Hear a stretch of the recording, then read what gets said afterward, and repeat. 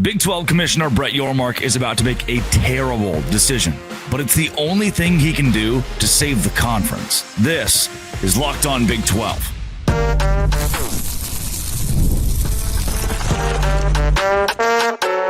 You are Locked On Big 12, your daily podcast on the Big 12 Conference, part of the Locked On Podcast Network, your team every day. Happy Friday, everybody. Welcome to Locked On Big 12. I'm Drake Toll from America's #1 Big 12 podcast, Locked On Big 12. Thank you for making this show your first listen every single day. And we're in Charlotte, gearing up for the Savannah Bananas and the Party Animals at Bank of America Stadium, home of the Carolina Panthers on ESPN2 on Saturday. I'll see you there. But first, we start here. The Big 12 should not be treated so badly in the college football playoff conversation. And here's all you need to know with Spencer McLaughlin of Locked On College Football about the current model that is being explored by the SEC and Big Ten as they push this. And Brett Yormark has some really candid words that are desperate but fair. Then ESPN's FPI doesn't have a single Big 12 team in the top 20. They have Arkansas in the top 25. And this is how they kind of kick you out before the party even starts.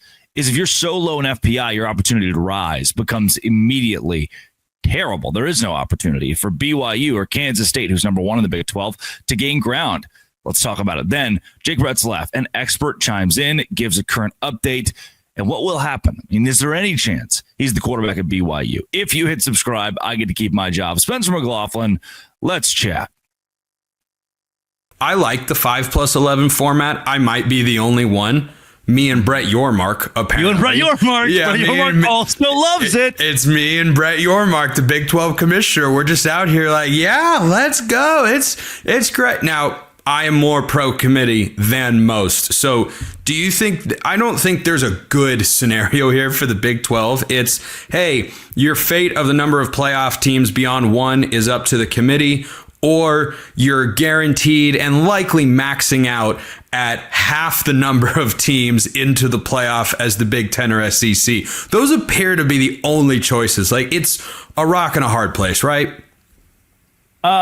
If college football had a Sith, you would be epic. I mean, no interview process, just like in the role. You're pro 5+11, you're pro committee. Heck, you were probably so pro BCS it wasn't even funny. And I would go back to the BCS if it meant never expanding this playoff to 16 teams. I would do it yesterday. And you think UCF won the 2017 national championship straight up outright? No, I do not.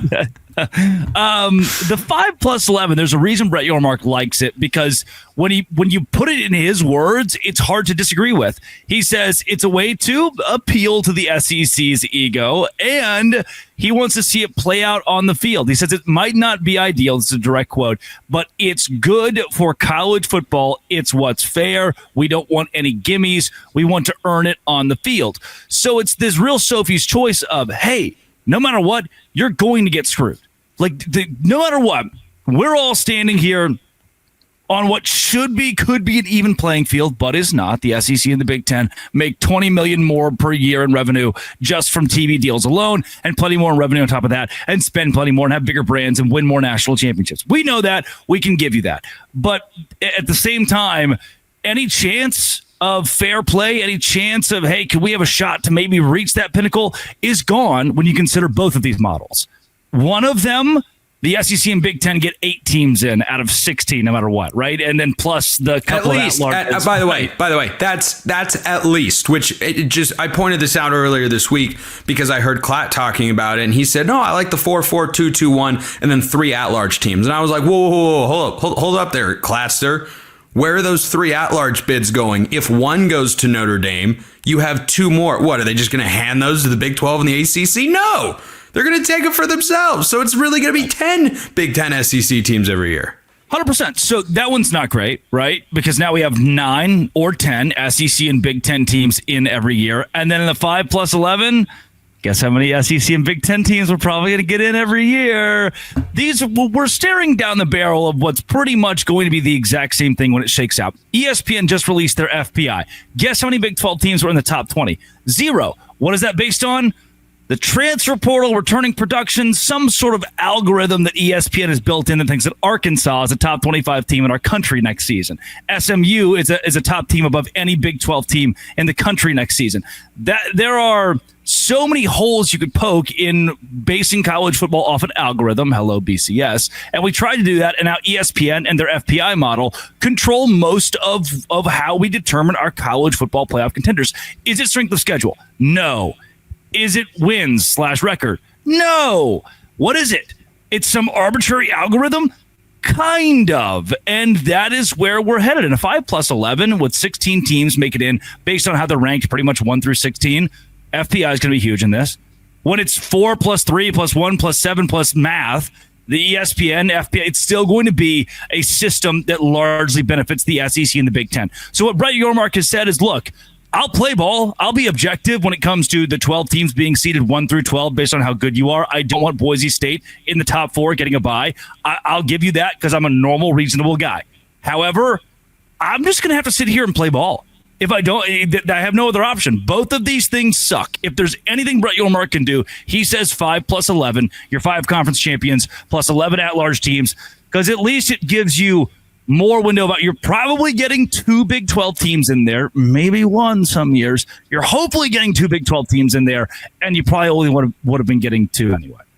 Yeah, and it took me a moment to realize you were talking about Brett Yormark being a nice, normal, reasonable guy and not yourself. And I'm really glad that that's the case, generally speaking. Nice sunburn, by the way. Looks great. So if you're the Big 12, do you just concede that you won't get 2 in every year? Do you just accept? Because here's the way I kind of interpreted and why I liked Yormark accepting that maybe the 5+11 is the way to go. If that's going to incentivize his schools, and schools control their schedules way more than I would like. I've railed against that for a long time here in college football. They should not set their own non-conference schedules. They do. We don't let them set their conference schedules, but of course we let them do it in the non-conference because, hey, college football is wild and crazy and wacky. That's just the way that it goes. Maybe that incentivizes when he says we want it to play out on the field. You know, Klatt's point was, well, then you're just giving it to the committee, not on the field. But that is an incentive. That is a direct incentive when you have only 1 automatic bid for Big 12 teams to go play quality non-conference opponents, right? Wrong. Why? Because in any given year, Iowa State plays a non-conference slate that is Duke, normal college football team. We'll say Duke, Michigan, and Mercer. Automatic win against Mercer. Great. Nicely done. Lose to Michigan, lose to Duke. Hey, Duke was actually pretty good last season. We know some ball. You only have 1 loss in the Big 12. Oh, you're 9-3. You're gone. Oh, on the contrary, Mercer, Northwestern State, South Alabama. South Alabama's not bad, by the way. You go 11-1. Now you're in the college football playoff. We don't judge this off strength of schedule. We judge it off of wins. The SEC plays 8 conference games for a very strict reason because they can go pick up more wins in the non-conference, and luckily they don't. Except I think they were punished for that by the committee last year when their 9-3 teams were left out of the playoff, which is a point I've continuously tried to raise. And if they were 8-4, they would have been left out even further, and 7-5 because they played a game against Ohio State in the non-conference. So what we're learning here, wins and losses don't, they don't in a vacuum equate to as much as strength of schedule to me. They shouldn't. Strength of schedule should be paramount. Hey, your losses were Ohio State and Alabama on the road. You went 10-2. You should still get in, right? But we like wins. We like, oh, you were undefeated. It doesn't matter your non-conference slate featured Western Kentucky. You were undefeated. That's what we value so much more in this conversation. And that's why I think if you're Ohio State, if you're Alabama, if you're Iowa State, schedule whoever you want in the non-conference. To your point, it's the wild world of college football, because the second you lose one of those games against whoever, you're done. See, all this would be resolved if college football would just adapt what I have been saying, which is the Sith Lord. Yeah, that's me. Everybody plays 1 FCS team, 1 Group of 5 team, and 1 Power 4 non-conference opponent, and 9 conference games. I mean, that gets you closer, right? everybody being on the same sort of level. Not all records are never going to be created equal. Sure. In college football, I think all these things should be factored in. But my point with the scheduling, and I know these things get made many years in advance, so maybe that's wishful thinking on my part, is if a Big 12 team now has an incentive to go out and say, you know what, let's put Baylor and Auburn, for instance, are playing this year in one of the most randomly interesting non-conference games in all of college football. I want to see more of that. And if the Big 12 knows, hey, our conference wins are not deemed as valuable as wins in the Big 10 or the SEC, well, then we've got to go beat the Big 10 or the SEC. That's the way I see it. See, Drake's raising his hand very ominously. He has a retort. I'm gonna let him talk. I promise I will let him talk, because he certainly has a response to what I just said. Hey, whoa, now today's show is brought to you by FanDuel. The NBA playoffs are in full swing, and the championship is here, the finals, if you will. Every night delivers highlight-worthy performances, can't miss moments. Tomorrow, the Thunder and the Pacers. Game-winning shots will be everywhere in this series. Same-game parlays give you the shot to win games. That's right. Which players are showing up big in the biggest moments? FanDuel lets you track that. What would it look like to combine live prop bets mid-game based on how the action unfolds? FanDuel lets you do that. If you got a read on who's heating up, you can do it right now. You can bet on them right now. $200 in bonus bets to add in the excitement if your first $5 bet hits. And if you're new to FanDuel, perfect time to sign up, because I just told you, FanDuel.com, $5 bet. If it wins, $200 in bonus bets. Make every moment more with FanDuel, official sports betting partner of the NBA. Yes, Drake in the back. To the point about Auburn and Baylor being a big game. It is the exact same thing, 1-to-1 to what we thought Oklahoma State and Arkansas would be last year. Middling SEC team could compete down the stretch, possible 8-4 season against a Big 12 title contender who's probably 4th or 5th in the conference, has an outside shot. That game ended up mattering for genuinely nothing. Well, it didn't help that Oklahoma State had their worst season ever under Mike Gundy and went, 3-9? And Baylor has already gone 3-9 under Dave Aranda once. They could certainly do it again, and Auburn could go 6-6. We could be staring at the exact same thing. So to say that automatically it matters, maybe right now, yes. At the end of this, it might not. I mean... Also, and to your point earlier, like if you're going to do the FCS G5 and then Power 4, whoever group of whatever we have now, and your season might be Furman, then you get South Alabama, and then you get Wake Forest. But I went out and I got North Dakota State, and then you give me Boise State and Ohio State.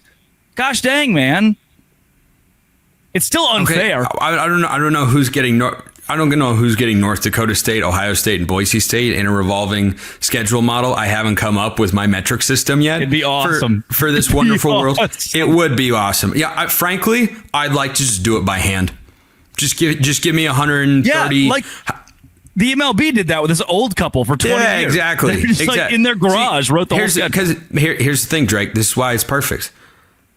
My play-by-play work ends at the end of April every single year. So from May to August, I'm doing these shows and golfing, and that's it. And you know what? If someone paid me enough, I would get out the world's biggest whiteboard, put it in this office where I'm recording this show, and I'd get to work. And you would get a better college football season as a fan if that were to happen. So I'm just gonna throw that. I could do the whole thing on a whiteboard in Google Docs. Yeah, that's not cocky. I could do it. It'd be a big whiteboard. Maybe I'd use Excel. Yeah, I'd use all that stuff. Okay, so yeah, I do want to fundamentally answer this question though. Would you rather have the 4-4-2-2-1 plus 3 or the 5-11? I think Brett Yormark is playing ball with the 5+11. I'm probably still going to go the 4-4-2-2. Either way, you're getting screwed. At least you get screwed the guaranteed 2 every year. I get that point. But Brett is not wrong that it's better for college football if you don't have auto bids or if you have as few auto bids as possible. Like, yeah. What I don't want to see is rivalry games lose playoff importance because one team has already clinched one of the automatic bids in that league. Take Alabama, Auburn in the Iron Bowl. I don't want to see a world where, let's say Auburn's hovering around 500 again, but hey, the game, I think, is it Jordan-Hare this year? I don't know. The Iron Bowl can always get crazy, right? Let's say Alabama is sitting at 6-1 in conference play going into the Iron Bowl. Suddenly Auburn has no ability to knock them out of the playoff with a win. They have no ability to do that because they'd be locked into, well, they're 6-2. That's going to put you in the top 4 of the SEC. Automatically, you're into the playoff. Here you go. You can pass go and collect $200. Nice lighting switch. That's why this is why, to that point, I don't like the current format and the amount of teams that have gotten in because we've diluted the regular season no matter what in that way. I also don't hate the play-in tournament idea that the SEC is kind of possibly tossed around. I don't hate it. Number 1 versus number 8, 2 versus 7. We can see some. Now Ole Miss can't complain. You were 9-3. But you're playing so many games at that point. I don't know if that's logistically going to be feasible. Yeah, maybe because the team that makes a run to the national title game could play 18, 19 games. Oh, sorry, you're going to do that next year in the Pro Football League. Well, yeah, 1% of college football players are not the entire league. But you ask the kid that's not going to play in the NFL. Would you rather play less or more college football? Okay, valid point. I'm just looking out for kids' safety and well-being. Make the helmets better. Make the helmets better, and then play as much as you want. Before I get you out of here, I did want to ask the Big 12 title odds, according to our friends at FanDuel, official sportsbook here at the Locked On Network, have now officially shifted to make Kansas State the betting favorite over a 3-way tie of Baylor, Texas Tech, and Arizona State. I talked about Kansas State with Rao not that long ago here on the show. What's his first name? His first name? Christian. Okay, it's about to say. What, you thought I just forgot his name? I did. I've never heard him called Rao, so I was like, he doesn't know his name. Well, you know what? What's that name? You never heard anybody call you Drake 12 before, but now it's the greatest nickname maybe in all of college football. In the network, for sure. We were discussing, and I like Kansas State. Avery Johnson back for another year. I think their run game is still going to be good. You've got a good coaching staff. Lots of good things working there for you. Why should anyone on paper be favored over Texas Tech? On paper, just on paper. They shouldn't be on paper. In the same way, no one could be favored over Colorado on paper last season. Whoa, no. Those two teams are not in the same vein. Okay, they are. That's great. Colorado had the most 4- and 5-star players on their roster last season, the best transfer portal class in the Big 12 as well. They had the most talented roster.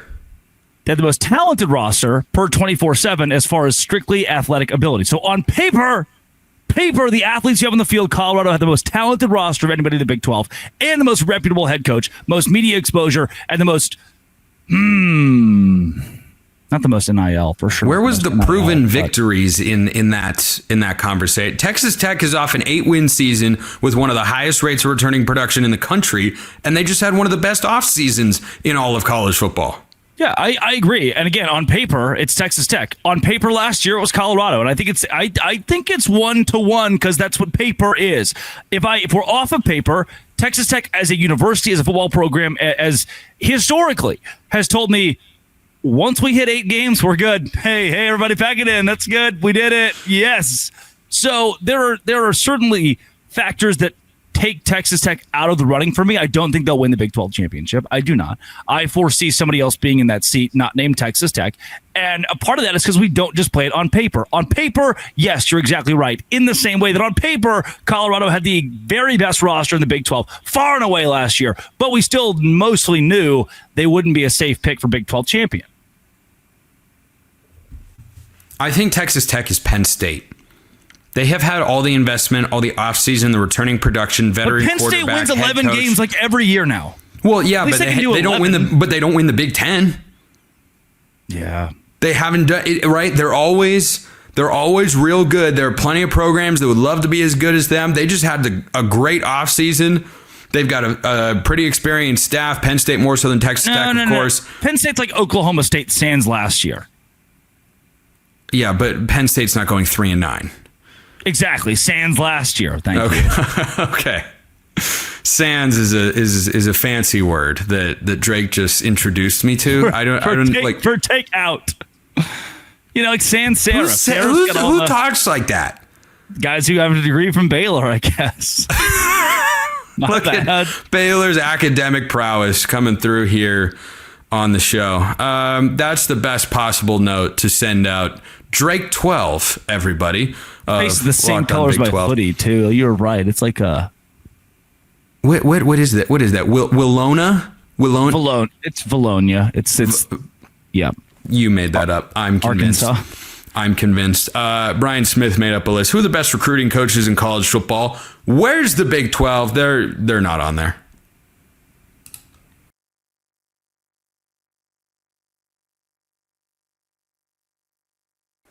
Jake, we heard from pretty much every high-ranking official at BYU this past week about the Jake Retzloff situation and where the university stands. And where the university stands is we've made our statements. We've said everything.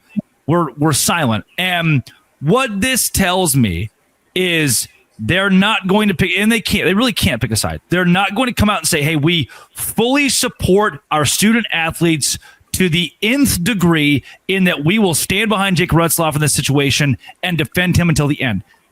And to the contrary, they did not say, we fully support and believe the victim, whether the case has been fleshed out or not, and we will say in their favor, Jake Retzloff is no longer a member of our program. Instead, it's that weird middle ground of, we will sit at stalemate until a year and a half from now things are figured out. And if that is the case, we've certainly learned that Jake Retzloff's season is done.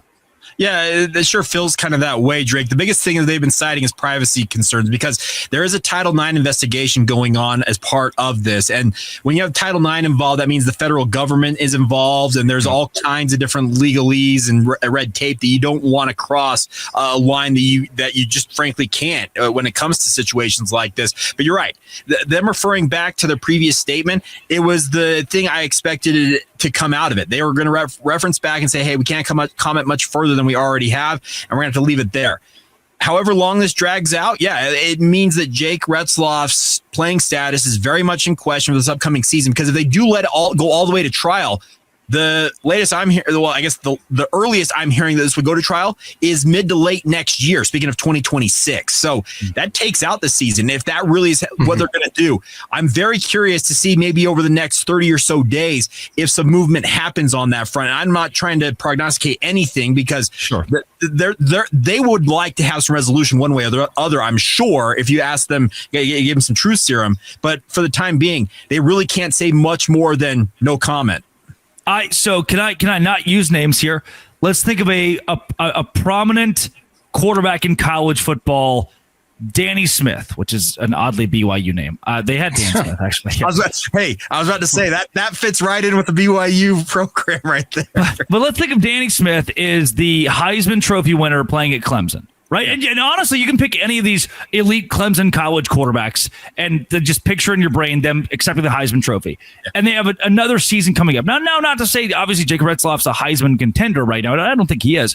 But if that guy, the week after winning the Heisman Trophy, expected to come back for his senior year, junior year, whatever, is accused of something, I find it very hard to believe it's not in every headline ESPN covers every day. Right? Quarterback in Tennessee, quarterback in Ohio State, quarterback in Texas. This is the headline every single day, and we figure out some sort of answer or resolution in far less time the more high profile it gets. I struggle to believe, again, fill your brain with any major quarterback who's won the Heisman the last 10 years, and then tell me we would wait a year and a half post Heisman Trophy, post high profile, post to figure out what their status is. I do not know if I believe that. And that's why I say the next 30 days are critical on that front, because that takes you to right around Big 12 Media Day time, when obviously the national media will be asking Kalani Sitake, Brian Santiago, all the brain trust from BYU about that on the record down there in Frisco. And that's why I think these next 30 days will be very curious to see if there is any movement on that front, because it might be the most critical 30 days, unless, as you mentioned, they're really intent on waiting this out. But it doesn't feel like that is in anybody's best interest to let it play out as long as it might. Yeah, Cody, JT, again, we're dealing with obviously a very tough subject and a very fragile topic. So I want to clarify again, this is the Big 12 squad. this is not a true crime podcast. There are those who will cover this from a line-by-line case study. For us, it's the implications, and while our thoughts are with the alleged victims, our thoughts are with Jake Retzlaff, all involved. Mm-hmm. Our role as sports podcast hosts is to talk about the ramifications on the BYU football program and the bigger picture with the Big 12.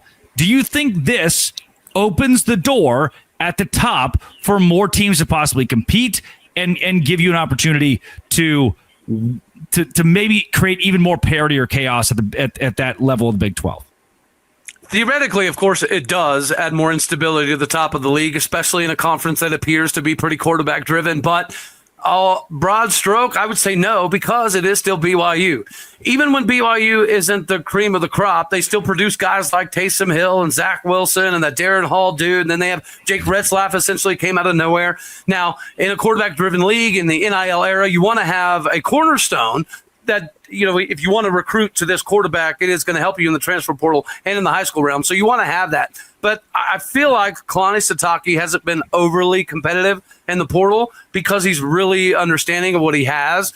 Is Retzlaff going to be lost? Absolutely. Yeah. But I think if anybody in the conference has proven over time that they probably have somebody waiting to go, it's probably BYU. Well, and Cody, to your point, the thing you talk about BYU in the portal, Kalani's whole thing is BYU's got money. There's no doubt about that. They got money for NIL. That's just very clear. But the one thing Kalani's been very clear about is, we're competitive in NIL, but if you're coming here just for a paycheck, this is not a university for you. It stands for more than just paying guys to come play football because it's a faith-based institution. It's got a bigger purpose in the grand scheme of things in their eyes, and he's going to meld those two things. They'll be very competitive in NIL, and JT knows this as well as anybody. BYU took two of Utah's guys they would like to have had, and money was a big part of it, but more importantly than that, they wanted to be part of something they felt like was more than just collecting a fat NIL check.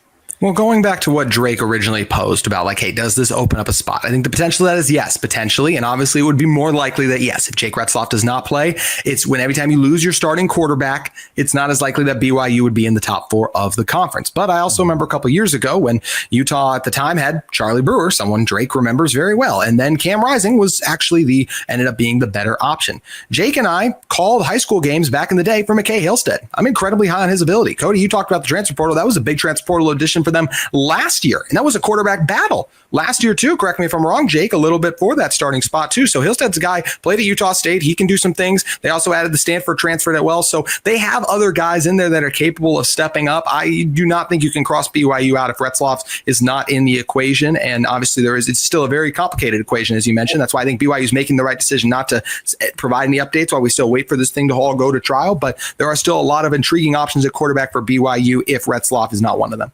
And there are Cougar fans who will tell you that BYU won in spite of Jake Retzlaff versus him actually winning games for them. I would butt back against that because I thought he played a big role in a lot of big wins for BYU last year. But there's very well could be the case that a guy like McKay Hillstead does emerge. The question is, how quickly can you resolve whatever it's going to be, the playing status of Jake Retzlaff, so that he knows he's the guy and can prepare as such?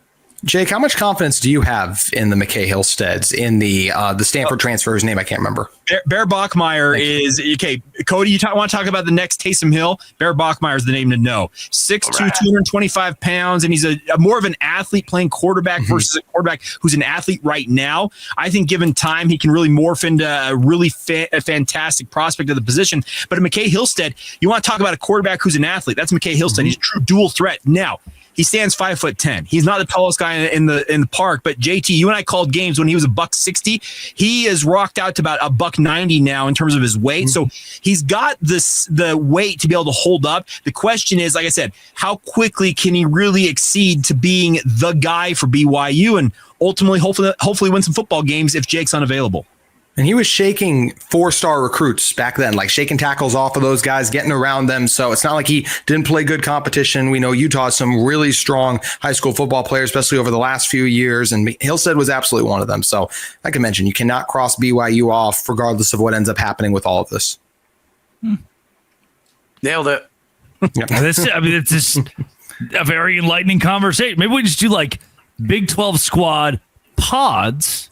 Yeah, rhyming there. Pod squads. 3 or 4 Big 12 squads a week and shrink it and have really very strong. I wasn't.